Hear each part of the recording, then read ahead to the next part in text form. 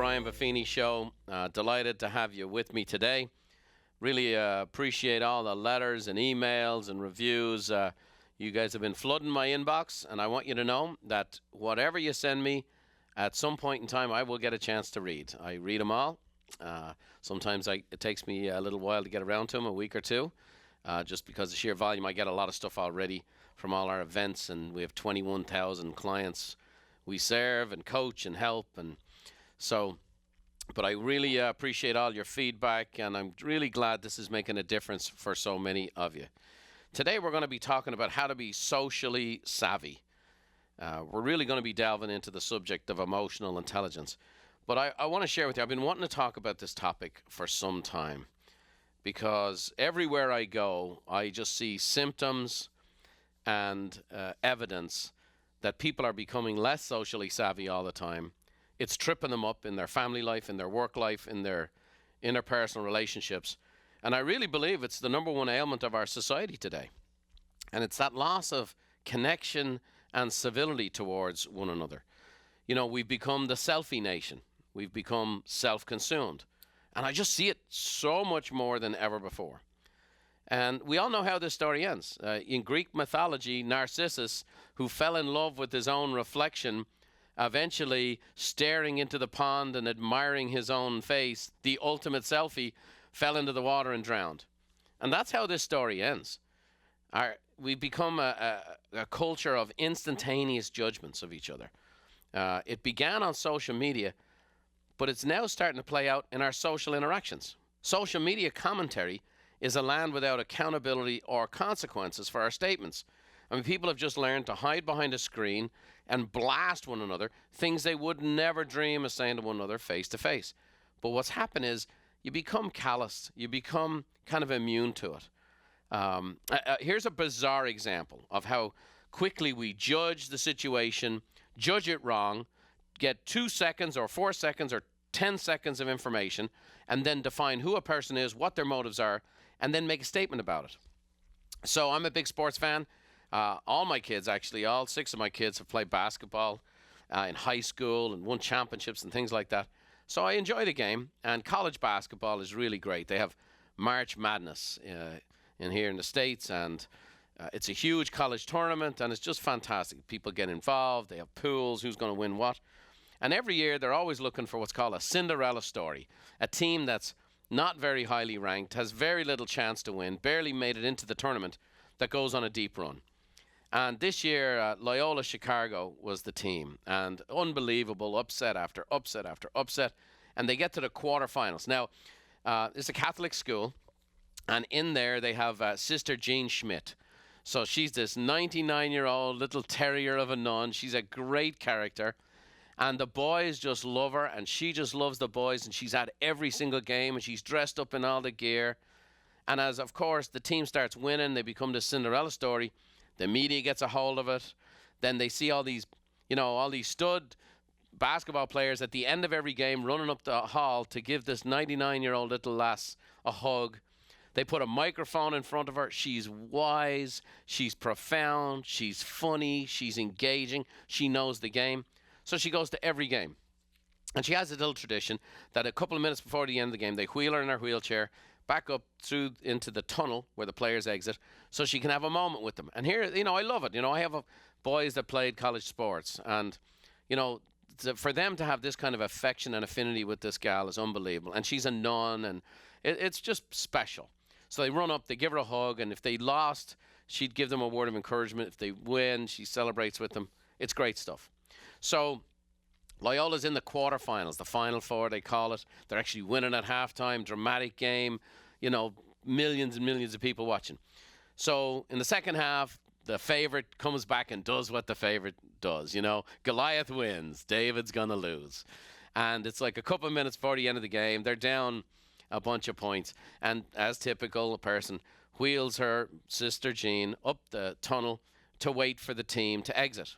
There were 20,000 tweets that then responded to what people saw on television.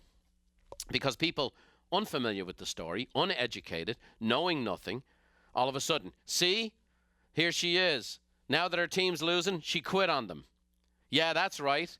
Now that they're not winning anymore, she was only in it for the glory. I bet she's making a ton of money from this. And rag, rag, rag. There were 20,000 tweets going back and forward about a 5 or 6 second clip on the TV. That was 1,000% wrong. She did what she did every time. She was only ever about the kids. She's a nun. She has a vow of poverty, you morons. She's not making money. She's not doing it for glory. And at 99 years of age, she's not trying to be the next Demi Lovato or whatever. She was doing what she always does, is loving on those kids. But the culture that we live in today, people took 5 seconds of video and made their decisions about it and made their judgments about it, and in an unaccountable format, blasted away on social media. I'm going to share with you that that is becoming pervasive in how we live, in how we think, in how we interact. And there's no wisdom in it. There's no foolish in it. My old college English professor used to say a text without a context is a pretext. And what we have today is a lot of pretext judgments, pretext interactions. What I do believe about today is that the ability to connect with others and be socially savvy will help you stand out amongst your competition in business, will help you get further ahead on your job, will help you have better relationships with spouses, family, friends, and ultimately lead to a happier, more fulfilled life. It will actually make you, in today's world, special. What used to be normal is now special. Someone who knows how to greet someone, make someone feel good, someone who knows how to be hospitable, courteous, respectful, someone who knows how to connect and interact and understand the needs of others and meet the needs of others is now so unique in the marketplace that you will have, if you're a single lady and looking for a guy, you'll have suitors up the wazoo. If you're a gentleman, you know, my boys have girls hanging out them left, right, and center. They're good-looking guys, but they're gentlemen, and they treat ladies with respect. You'll get job applications. You'll get promotions. You will get customers. You will keep customers. In every capacity, it's better. And ultimately, it leads to a heck of a good life. It's just good to be good with people. Now, don't get me wrong. The deepest hurts I've had in my life have been interpersonal conflicts. And I know that many people who've been hurt by others tend to clam up, cover up, and check out. But when you do, then you miss out on the greatest joy you can ever experience, which is that sense of connection, that sense of koinonia, friendship, relationship that actually makes life worth living. So what I want to do today is to share with you some principles that I've come to live by. I'm going to share with you some things that I've studied and some research my team has helped me with. I'm also going to share with you, some things that deeply held values of mine. And, I think if you've been listening to the last 100 episodes of this podcast or not, you know that I'm not a Bible thumper. Certainly not. I've certainly been hammered by people like that my whole career. But I am a big fan of the scriptures, and much of the principles that I live by have had their roots and foundation there. One of the core foundational principles I've built my life and my business by is this a biblical principle that says, do nothing out of vain or empty conceit, but with all humility consider others more important than yourself.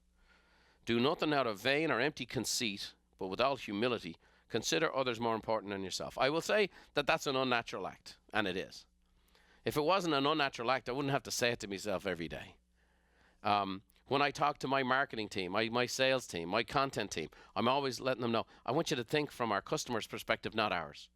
I don't really care what it looks like for our lighting package. I only care what the customer sees. I don't really care how nice the workbook looks to a designer. I just care that the print's so small that a 50-year-old can't read it. And these are the things that go back and forward all the time between me and my whole company as I try to teach and train, because it all comes from a principle of I want to treat others more important than myself. Maybe that's one of the reasons why along the way, I didn't do it for these purposes, but I've had a company that's grown exponentially, and it's done it year after year for decades. So I want to talk to you today about how to be socially savvy. We're going to talk, first of all, about the symptoms of having a low emotional intelligence. That's really the phrase that's used today, EQ. For years, people focused on a person's IQ, but all the study shows that a person with emotional intelligence constantly outperforms, has higher income and a higher net worth in the work world, for example, than someone who has a high IQ. So we're going to talk about the symptoms of low emotional intelligence. We're going to share with you the benefits of developing emotional intelligence. And then, of course, I'm going to give you some applications and some practical principles, right? Mindset, methodologies, motivation. We always want to do it. So we're going to start out here with the consequences, then the motivation and the mindset to do it, and then ultimately how to go and apply it with some methodology. So what is emotional intelligence? This is ultimately how to be socially savvy. And so the definition is it's the ability to identify and manage your own emotions and also understand those of others. So it's the ability to identify and manage your own emotions and also identify and understand those of others. Now, I'm Irish, Italian. That's nitro and glycerin in the same body. It's like putting it in a bottle and shaking it up regularly. Okay, so managing my own emotions. I mean, one of my favorite things to do is bring Americans when they come to Ireland, and I'll take them to a game of hurling. Hurling. One of the greatest sports in the world. I played it throughout my school years. I won a national championship in it. It's in high school. It's a great sport, second fastest sport in the world, and dislocated every finger in my hands doing it. Great sport. But if you sit there and listen to Irish people cheering for their team, it's hilarious, and it's the opposite of emotional intelligence because they go from, good man, Johnny, good man, you dirty-looking Egypt, Johnny, what are you doing? And it'll be in the same sentence, and the guy goes from hero to zero in a space of 8 seconds, and they're all the same, and it's when people are standing there, and I bring Americans to this game, they think, this is a great game, this is great energy, and it's got this, the crowd has this like bloodlust. Hurling's about 1,000-year-old game, and the rules basically haven't changed in 1,000 years. But you hear the crowd, and they go from high to low in seconds for a complete hour. It never stops, and it's hilarious. And it sounds like they're all a little schizophrenic almost, but it's managing your emotions. That's an Irishman. And then Italians, oh my gosh, that's the other side of the family. You know, tie our hands, we can't talk. So managing your emotions, that's not a natural state for me. Understanding those of others. Now, this is where you really make your money. So, another definition also, the capacity to be aware of, control, and express one's emotions, and to handle interpersonal relationships judiciously and empathically. Well, that's very, very professorially, very nice. Bottom line is, manage yourself, manage your own emotions, identify them in others, and then know what to do and how to do it. Be socially savvy. What's interesting about our world today is that most people aren't even interested in this. They're interested in themselves. When people think about emotional intelligence, they want to be understood. And so the key is, Stephen Covey used to say in the 7 Habits of Highly Effective People, first seek to understand, then be understood. And we'll walk through that. And so emotional intelligence, it started in the early 90s as a science. Jack Meyer and Peter Salovey introduced the concept of it. A good friend of ours at Buffini Company, Daniel Goleman, really wrote, I believe, the best book on the subject called Emotional Intelligence. And it's just brilliant stuff about understanding your own emotions, which is self-awareness. Good at managing your emotions, that's self-management. Being empathic to what drives people and their emotions, that's social awareness. And then good at handling other people's emotions, that's social skills. So self-awareness, self-management, social awareness, social skills. Very powerful stuff. And so here are the symptoms. You may think, okay, well, where does this apply to me? Here are the symptoms of lower emotional intelligence. So I know people who are very much a brainiac when it comes to academics, and as they say at home, thick as a brick when it comes to people. And I want to say to you, if you're going to get something right, make sure you're good with people. Because you can be great with the books, but you'll be alone, isolated, and not highly compensated, by the way. So learning how to develop your emotional intelligence. Here's the good news. For some people, it's more natural than others, but in many cases, it's a skill that can be developed. So here's the symptoms when it's not going well. Arguments. George Bernard Shaw, a good Irishman, said, I learned long ago never to wrestle with a pig. You get dirty, and besides, the pig likes it.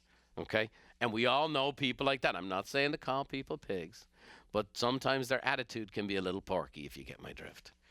And then Oliver Goldsmith said, in arguing too, the parson owned his skill, For even though vanquished, he could argue still. Apparently, even through the centuries, emotional intelligence was an issue. So, arguments is an example of low EQ. Blaming others is a symptom of low EQ. Paulo Coelho, who wrote the Alchemist, said, "It's always easy to blame others. You can spend your entire life blaming the world, but your successes or your failures are entirely your own." UCLA basketball coach John Wooden said, "You are not a failure until you start blaming others for your mistakes." So arguing, blaming, a lack of deep relationships. Now, this is hard in today's world. This is hard, and it doesn't mean you're going to have tons and tons of deep relationships. But we all know what the divorce rates are. We all know how frequently it is now that people fall in and out of friendship, things like that. We see it happen all the time. It's a sign of low emotional intelligence. And Peter Stark said, "Emotional intelligence is when you finally realize it's not all about you." Or Tony Gaskin said, "Communication to a relationship is like oxygen to life. Without it, it dies." You want deeper relationships, which really makes life worthwhile, we got to increase our emotional intelligence. The next one, emotional outbursts.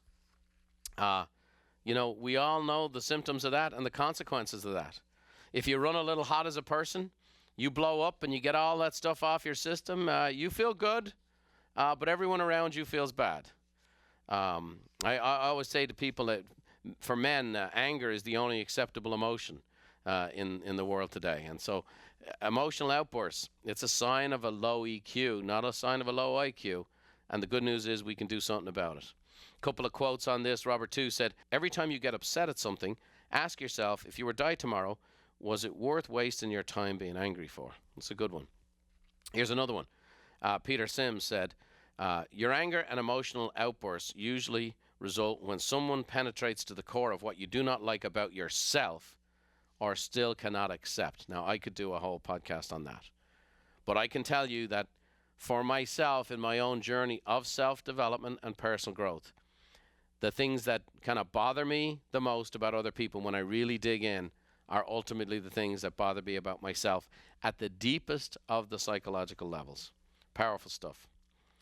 So, another symptom of low EQ is a lack of empathy. And when you heard the definition of emotional intelligence, actually understanding the emotion of others, ultimately can be defined in having empathy for others. Mehmet Oz, Dr. Oz himself, said the opposite of anger is not calmness, it's empathy. And so that's an exact dynamic. And so for any of you that run a little hot, that are prone to angry outbursts or feeling anger, one of the ways to mitigate that in your life, for all of us who struggle with that, I certainly do, is actually to develop more empathy. And that's powerful stuff. So the symptoms: arguments, blaming, lack of deep relationships, emotional outbursts, and lack of empathy. I think we can all agree, I don't want any more of that. So let's talk about the happy side, all right, before I hand out the razor blades. You're listening to the Negative Podcast, the Brian Buffini Show. Here's why life sucks. Ultimately, here's the consequences. I just want to point them out, right? There's blessings, there's consequences. Here's the consequences of low emotional intelligence and a lack of being socially savvy. Here's the benefits. First of all, a greater understanding of self and others. That's what this is all about. And so here's the key, is if you do this with the view towards, I want to grow myself so that. If you just want to do self-development for self's sake, in and itself, that becomes a very, very narcissistic pursuit. But if you say, I want to grow so that, I want to grow so that I'm better with others. I want to grow so that I have better relationships. I want to grow so that I'm better at serving. I want to grow so I'm better at giving. Those kinds of things. Powerful stuff. So let's talk about the benefits of developing emotional intelligence. First, a greater understanding of yourself and others. I think it's a powerful thing to grow yourself so that there's an outlet for it. I want to grow myself, and it has a purpose to it. So I want to grow myself so I have better relationships. I want to grow myself so I can give more of myself away. I want to grow myself so I can grow my business. I want to grow myself so I can serve more people. I want to grow myself so those who come in contact with me, their life's been bettered by me. So a greater understanding of yourself is a powerful thing, and a greater understanding of others. Powerful. A great quote I found that was from an unknown author. It said, maturity is not when we start speaking big things, it's when we start understanding small things. I'm sharing with you, it's that when you take the small steps, the small things, you notice the little things. When you do that and you act on those things, that's what is the big things to people. Obviously, I talked about the lack of empathy. Obviously, increasing your empathy, very powerful. And that's another benefit here. And empathy is about standing in someone else's shoes, feeling with his or her heart, seeing with his or her eyes. Not only is empathy hard to outsource and automate, but it makes the world a better place. That was Daniel Pink. Carl Rogers said this, we think we listen, but very rarely do we listen with real understanding, true empathy. Yet listening of this very special kind is one of the most potent forces for change that I know. Powerful stuff. The third benefit of developing EQ is that you become more skilled in your communication, which then diffuses conflict. I mean, who wants conflict? My wife tells me I'm really good at it. I got to tell you, I've been in a lot of conflict. I'm brought in to help people with conflict, but I do not like conflict, just so you know. And so being skilled in communication diffuses conflict. You know, you could arguably say the greatest conflict the world's ever known was the Second World War. And recently in the Academy Award-winning movie, The Darkest Hour, there's a depiction of Winston Churchill when he first becomes Prime Minister of England. And his own party doesn't want him. The opposition kind of nominates him. The king doesn't want him.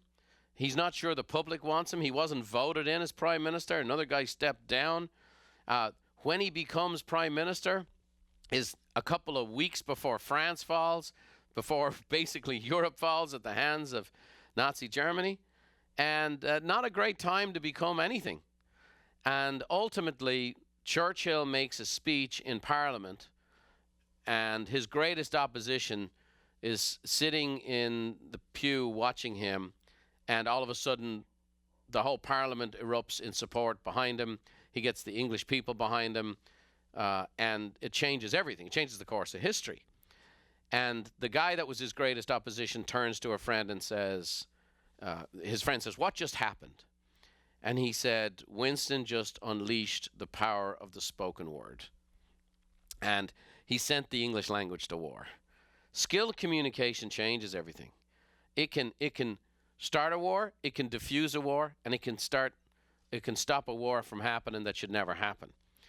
There's an awful lot of just sometimes casual communication, sloppy communication. I've been absolutely guilty of this myself, where I'm not as intentional, where all of a sudden the wrong word produces the wrong reaction.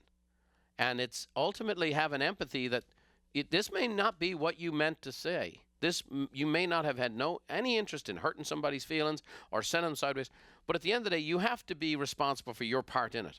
If you use sloppy language, unskilled language, that led to someone else going sideways, you don't own their reaction to it or overreaction to it, but you own your part.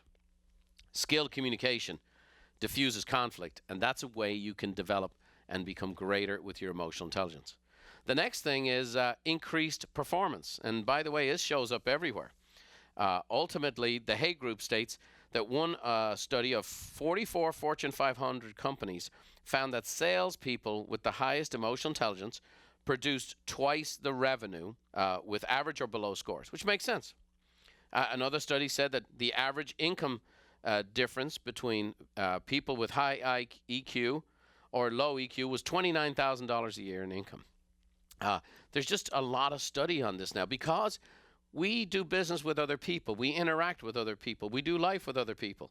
And of course, if you think about a salesperson, it's not, oh, they're a greater talker or they're more convincing or they're more pushy. It's not. Great emotional intelligence means I'm able to understand and identify your needs. And with that, I'm then able to provide a solution for those needs. And if I can understand my own what motivates me, how I communicate, what are my emotions. When I manage those, I understand yours. Now I'm commanding my own, and now I'm able to help yours. Very, very powerful. Another benefit of increasing your emotional intelligence is increased performance. The Hay Group states that one study of 44 Fortune 500 companies found that salespeople with high emotional intelligence produce twice the revenue of those with average or below average scores in emotional intelligence. Doesn't that make sense? A salesperson who's able to identify the needs and the emotions of their customer, to be able to identify those things, provide a solution for those needs, and then appropriately bring somebody along. That doesn't mean they're pushier or better dialogues or anything like that. It means they've got it where it counts, emotional intelligence. In the book Emotional Intelligence 2.0, they did a survey. They found that $29,000 was the average difference between people with high or average emotional intelligence. Career Builder, who does a lot of work in this subject, and this is, by the way, they're developing emotional intelligence questionnaires now for applicants to come work for companies. But here's what they found. 90% of the top performers from Career Builder had a high emotional intelligence score. 75% of employers said they're more likely to promote someone with high emotional intelligence. 2/3 of workers say communication problems are the leading cause preventing them from doing their best work. So this is how to move up the ladder. This is how to do better. This is how to stop poor production. Emotional intelligence is responsible for 58% of the job performance of people, according to Career Builder. Powerful, powerful stuff. They also quote the $29,000. So it shows up at home. It shows up at the family reunion. It shows up in the neighborhood. It shows up with your kids on teams and with you sitting in the stands. It shows up at church. Have you ever met someone who was spiritually a genius and emotionally a complete dope? I have. So heavenly minded, they're no earthly good. And here's the thing, they might have the best heart in the world, but the next thing they can't understand where the church is split and people don't come back. They don't understand. They see it all the time. I'm not challenging somebody to say you're a dummy. I'm not saying that at all. I'm saying the opposite. I'm saying you can improve these things, but I'm saying it's a must. I'm saying it's hard. You have to be outside yourself. You have to really work at it. You have to be willing to give of yourself. You have to grow and learn about yourself. Powerful stuff. The ultimate benefit of high emotional intelligence is improved relationships. And, that's just where it's at. The great Ken Blanchard said, the best minute you spend is the one you invest in people. Powerful stuff. So we want a greater understanding of self and others. We want increased empathy. We want to be skilled communicators that diffuse conflict. We want increased performance. And we want improved relationships. Everybody, all those in favor say aye. Aye. I'm in the studio by myself. So let's talk about how to apply it to your life. So here's a couple of tips, the methodologies that we're known for here on this podcast. So first, I'm going to share with you to be more outwardly focused. To be more outwardly focused. That's that. Do nothing from vain or empty conceit. Consider others more important than yourself. Hard to do, but a great way to live. Become outwardly focused. Here's a couple of ways to do it. Find a need, fill a need. Find a need, fill a need. When you start performing at a high level, I see it all the time. And they don't have to be giant needs. Sometimes it's just something small. In fact, something small is very relatable. It's something that anyone can do something about. So you find a need, you fill a need. I see it all the time. I'll be at a meet and greet line at one of our events, and I'll be talking to someone, and they have a kid in a certain situation. I'll take their business card, write a little note on the back of it. When I get back to the office, I'll send a book to that kid and a little note. Oh my gosh, I've had people call and leaving voicemail messages, bawling their eyes out and telling their friends and so on and so forth, just because you saw a need, you filled a need. By the way, you do it for the joy of it. You don't do it for the reasons of it. I had an event here in Richmond about a month ago, and a gentleman who owns a pretty good-sized company brought 2 busloads of people. 2 busloads of people. We had 2,500, 2,600 people at this conference. He brought 2 busloads of people. And again, I'm doing a meet and greet and so on and so forth. This lady comes up to me, oh yeah, my broker brought me. He thinks you're the greatest thing in the world, yada, yada, yada. And next person, oh, my broker brought me. He thinks he's the great thing in the world, yada, yada. So all these people came together. So finally I said to this one person, where's your broker? So he came by. And he said, Brian, do you remember in 1999 when we first met? And I cannot remember for a minute what happened in 1999. I have 6 kids and a couple of hundred employees. I know what I had for lunch. And so he goes, my son was going through a tough time, and you called him. And he said it made all the difference for him. And here we are, 20 years later. And this guy, and it turns out he's been doing this for years and years. Now, it turns out a number of my staff knew him and this and that and the other, and I reached out to him here recently. But he's 20 years later bringing busloads of people to our conferences because of one moment of having a need met that meant the world to him. Now, I want you to know that I don't sit down and count that stuff up. I'm doing some research for a conference I'm doing later in the year called Mastermind, and I'm talking about one of the things I'm going to be talking about is the purpose to serve, and why service is ultimately a big part of purpose. And I want to tell you, as I'm reading and researching the net, for example, I can't find articles that don't include the reason to serve and the 7 benefits you get from it. Here's what you get from giving. When you give, you get so much more. Every article. And I'd love to see an article that says, give for the joy of giving. Serve for the privilege of doing. It's a great way to live. Now, there is the law of the harvest. There is what you reap, you sow, what you plant, you'll see filled. There are people, whether they call it providence or karma or whatever they want to call it, what goes around comes around. Well, okay, hopefully you have a belief system like that. But ultimately, it's a great way to live. So why don't you make it your job to find little needs that people say, listen to things they say, and then fill the need. It doesn't have to cost a lot of money, a little bit of time. It could be a word of encouragement.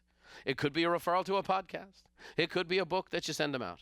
It could be just a word of encouragement that they need to hear verbally. And that you will see it. When you sow those kind of seeds, boy, you'll see a lot of reward. So find a need, fill a need. The second little point on that is give for the joy of it. Just don't give to get. Give for the joy of it. It's so wonderful. It's my favorite thing in the world is to give. Now, understand, there's no end in sight to the amount of needs there are in this world. And there is a God, and I'm not him.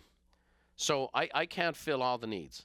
But I have learned to give for the joy of it. I've learned to give anonymously. I've learned to do it in secret. But give for the joy of it. There's a great joy in giving.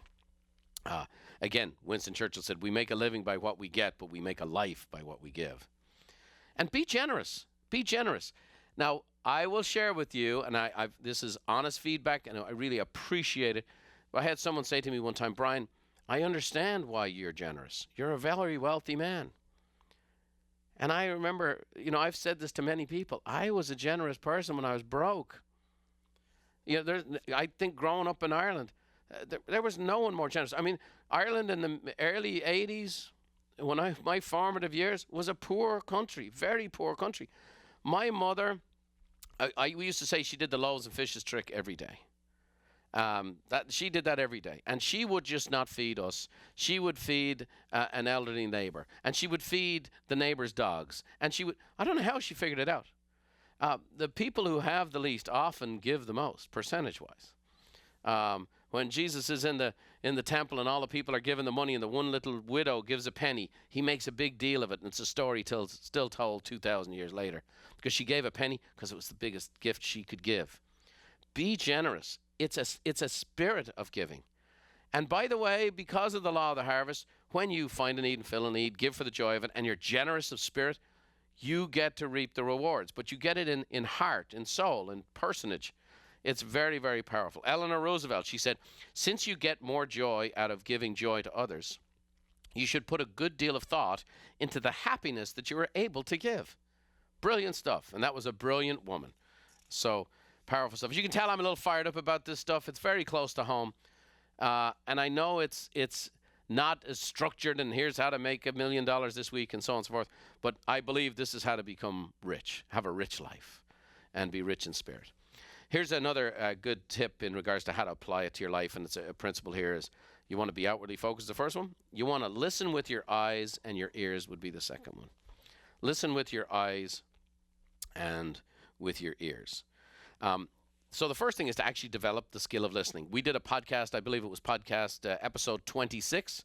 If you haven't listened to that, It was an interview with a gentleman by Steve Shapiro. It was one of the early recordings back in Buffini and Company, and we had great feedback on it. If you haven't listened to that, please do. You have 2 ears and 1 mouth, right? So listen twice as much as you talk. Powerful stuff. The second thing is to listen with your eyes. I am observing people all the time. I'm observing their reaction or lack of reaction. I observe how they interact, how they connect.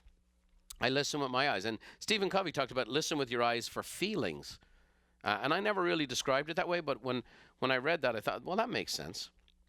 Cassie said, see with your ears and hear with your eyes. So listen with your eyes. Be observant.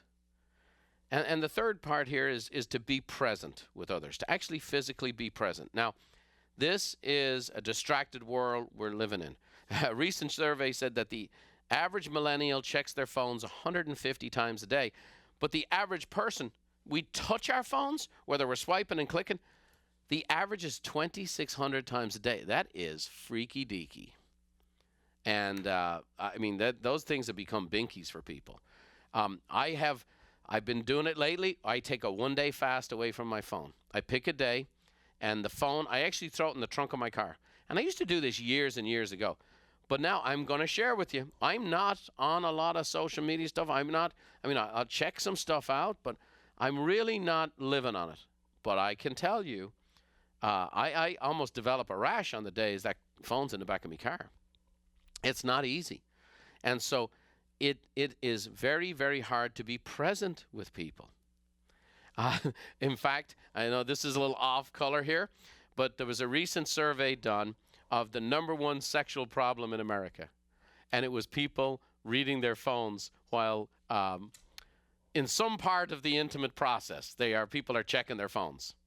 Now that's pretty stupid, but that's what we're doing because we're becoming distracted. So let me give you kind of an illustration here that maybe can help you. I think if anything, nothing's ever done. I won't really know how my whole family life will have turned out until I'm basically ready for the big, long dirt nap in the pine box. But I can tell you that, as of today, with my 6 grown children, they've turned out remarkably well. And I'm very, very thankful for them and proud of them and proud of the work they do and how they interact with others. And I would say they are more emotionally intelligent than my wife and I combined. One of the things we did with our kids, and I've told this story years ago at our events, was when our kids were small, we never wanted to have a situation where we had a child-centered home. And we never wanted to have where the whole world revolved around our kids. So we're at a grocery store, mommy, mommy, mommy, daddy, daddy, daddy. We have people over at the house, mommy, mommy, daddy, daddy. And that the world just stopped because one of my A-team has a question, so on and so forth. So we taught them when they were small, if mom and dad are engaged in a conversation with each other or some other person, and you really need to talk to us, and it's when they were very small even, you put your hand on our leg or our hand on our hand, and when it's appropriate, we will break away from the conversation because you're important to us, and we will give you our full attention. And to communicate this, Beverly started this. She'd hold the cheeks of the kids. So I got into the habit of it too. In fact, when they were really young and earnest, while we were holding their cheeks, they'd put their hands on our cheeks too. And we would lock eyes. We would give them our full attention. I'm going to share with you that physical practice led to what I saw, a developing self-esteem in these young people that has continued on into their adult life. Because they understood I am of such importance that my father or my mother is giving me their full, undivided, unequivocal attention. Mind, heart, everything. And just those moments. By the way, kids don't want you holding their face all day. These were moments. But it was full connection and being fully present with somebody. And it produced a deep sense of security. I'm going to share with you, you have to be present with yourself to be present with somebody else. There's a great movement in the culture today towards different forms and disciplines of meditation. I think it's fabulous. I think the more a person can learn to be present. One of the old Hebrew Psalms is, be still and know that I'm God. You have to be present with yourself so that you can be present with others. You can't be present with others when you're scrolling. You can't be present with others when you're texting. You can't, and I catch myself doing it, and I do not like it. I was on my way to lunch today, and I was having a conversation, and a text came in, and I was responding to it, and I remember feeling to myself, I'm being disrespectful right now. And I am. Just because it's acceptable doesn't mean it's good. So learn to listen with your eyes and your ears. Develop that skill of listening. Listen with your eyes, and then be present. Powerful stuff. The last thing, and always the last thing, to apply this stuff to your life is this. Your mom was always right. Mom was right. She was. You know, the more I hear, that's an old wives' tale, there's a reason those things are still true. And my mother has given me tools for life that's allowed me to succeed. And so I'm going to share with you things my mom gave me that your mom probably gave you, that I'm going to say to you that today are remarkable things. So here's the first one. Please and thank you. Please and thank you. Now, I have great kids, but I want to say this to you. Please and thank you was not optional. And my 25-year-old son who's married with his own son, he knows that if something's ever handed to him or whatever else, in a moment, if it's not thank you, I'll remind him to say it. If in a moment. Now, I've been doing it so long, my kids, it's ingrained in them. And you can say, well, that's just they're saying things by rote. Sometimes you have to do things by rote until they take you by heart. My family goes to a restaurant, and the waitress will tell me they're the most polite family they've ever met. And I think that's sad. Because someone who's a server was appreciated. Oh, can I get a bowl of macaroni and cheese, please? And when it comes, they say thank you. Those are the basics. But that's not the basic today.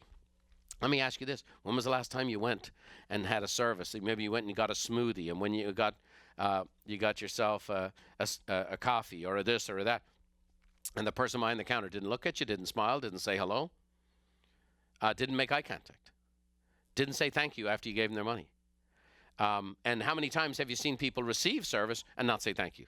How many of you times have you seen, start watching in a restaurant, how many times a server will bring food and the person leans back, lets the person put their food down and says nothing?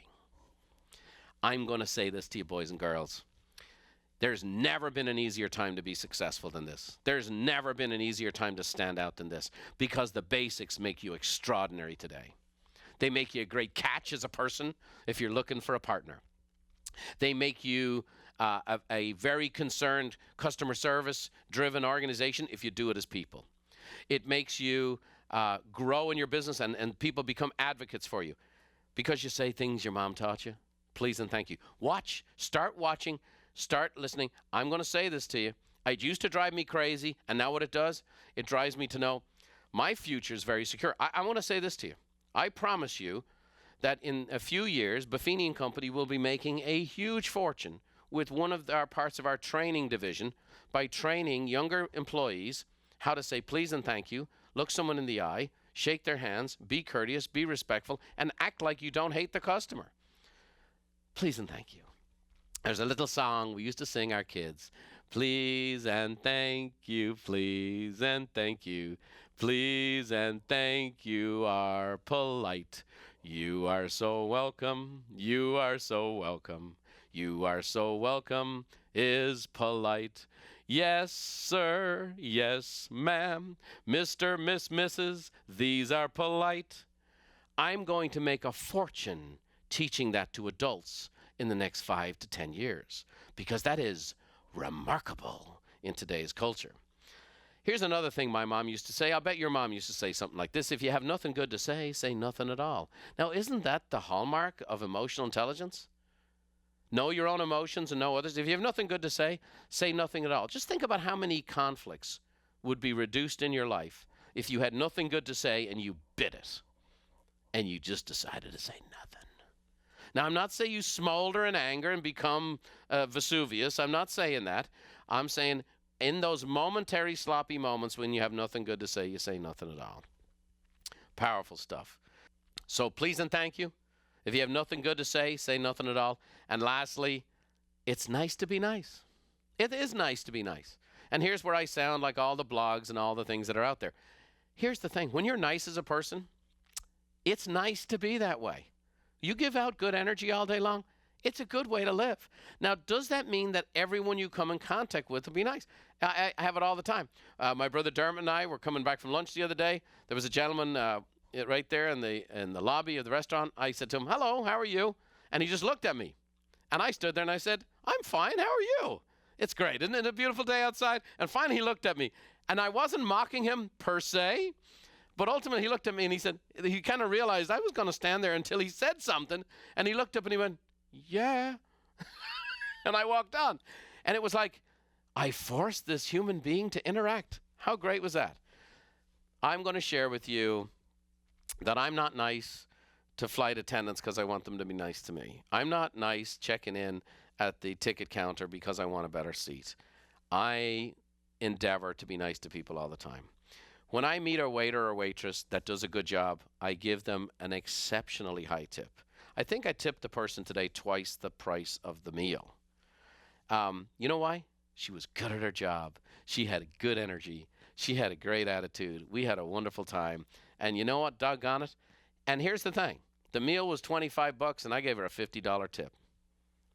Now, you can say, well, I'm watching a budget and so on and so forth. Here's what I want to tell you. I'm not going to lose sleep tonight over $50, not because I'm a gazillionaire. I'm going to tell you, I had great joy in thinking, when I walk out the restaurant, that gal is going to see that tip and she's just going to smile. And that made me smile. And you know what? That was worth $50. It's good stuff. It's good stuff. And I do it every hour of every day, God helping me. Now, do I ever say things that I shouldn't say when I should say nothing at all? Every day. Do I ever forget to be nice? Yeah.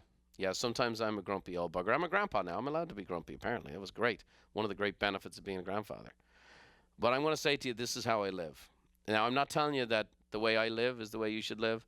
I will just say that I have had the blessing of living a good life. And I meet an awful lot of people that are depressed, that are down, that are single again and again and again, that their children aren't talking to them and they're not talking to their family members, and there's conflict everywhere they go. I've seen very talented people come and go in my employment. I've seen extremely talented people who are clients of ours, who had intelligence, drive, ambition, skill up the wazoo, but no emotional intelligence. No emotional intelligence. They were unaware of themselves, unaware of others, and unaware how their selves was showing up with others. I've seen people who were extremely talented coaches lose their job because they were very skilled at the sport and very unskilled with the people. I've seen people who lost their companies to bankruptcy, and they had the best product, the best marketing, the best sales force, but the worst way with people. And that eventually translated into the worst way of the employees interacting with one another. And then the employees then ultimately interact with the customer that way. And I've seen it happen all over. And so there's great books on the subject now. That's what's fantastic. There's nothing there's not a book on anymore. There's 1 million copies produced of a million titles of a book produced every year. There's only 100,000 nonfiction that become a bestseller. So we're very thankful to all of you, by the way, once again, for making The Emigrant Edge a bestseller. There's a lot of emotional intelligence in that book. Emotional Intelligence by Daniel Goleman. I would also encourage you to listen to the podcast we did, which was episode 14, where I did an interview with Daniel Goleman. Considered the foremost authority, considered the foremost authority in the world on the subject of emotional intelligence. Here's the great news. There's people who are more naturally gifted at this than others, but like in all things in life, the great equalizer is the person who works hard, considers it, and actually goes and develops their skill. And that's what I hope you do. So, bottom line is we covered some symptoms of EQ, we covered the benefits of it, and we talked about applying it by being more outwardly focused, listen with your eyes and ears, and remember that your mom was right. And keeping that, my mom, boy, she's a great promoter, and she's always, more luck to you, Brian, and tell the world. And so I'm going to keep telling the world. You keep telling me what you want to hear. We're going to do some episodes up here coming very soon where David Lally, our great producer, is going to get all your questions. And we're going to do some Q&A only sessions where you're going to send your questions in to David, and I'll be answering your questions. That'll be great. Keep the letters coming. So let me read a couple of your reviews. This one comes from Kimberly. Kimberly said, I'm a barista and a darn good one with fantastic customer service. But you know what? listening to quality people, living their lives to the best of their abilities, treating and serving others well has changed that. Now customer service is my heart and mindset for any and all interactions with others, whether I'm behind the coffee bar or getting groceries. This podcast has been a game changer for my spiritual life as well. Treating others better and better has drawn me closer to God and has created a grateful mindset in everyday living. Well, that's fantastic stuff, Kimberly. Thank you for that. Here's another one from C. Anderson. Brian, you're gifted to give fresh, relevant information on everything related to business and success in life and pursuing your personal goals and dreams. I listen to each of your podcasts and think it can't get any better than this, but I consistently find the last podcast I listened to is better than the one before. A million thanks for keeping it commercial-free. Hashtag fans forever. Hashtag unashamed Buffiniite and hashtag I'm new to hashtags. So thanks, C. Anderson. I appreciate your reviews. Keep them coming. Keep your emails and letters coming. I love reading that stuff. Tell us what you want. Tell us what you've done with the content. Tell us how it's blessed you and benefited you. And I also want you to do this. Can you tell a friend about it? We're trying to build a coalition of the positive here. And we're trying to get the word out. And a lie will get halfway around the world before the truth has got its shoes on sometimes. So if you think this podcast is a positive influence in your life and think it could be an influence in your world, please tell your friends about it. And I do thank you all. You've made this show really grow, and I'm very thankful for that. And we're going to keep serving you and doing the best we can to make it as good as we can. I shared with you a little bit ago about listen to your mom. And so now you're going to get a chance to listen to my mom as she says the Irish blessing that she told me since I was a little lad. So thanks for joining me today. God bless you all. I hope this has been helpful for you. And here's Therese Buffini herself. May the road rise up to meet you, and may the wind always be at your back. May the rain fall soft upon your fields, and the sun shine warm upon your face. And until we meet again, may God hold you in the hollow of his hand. See you next time. Bannock Day Orif Galer.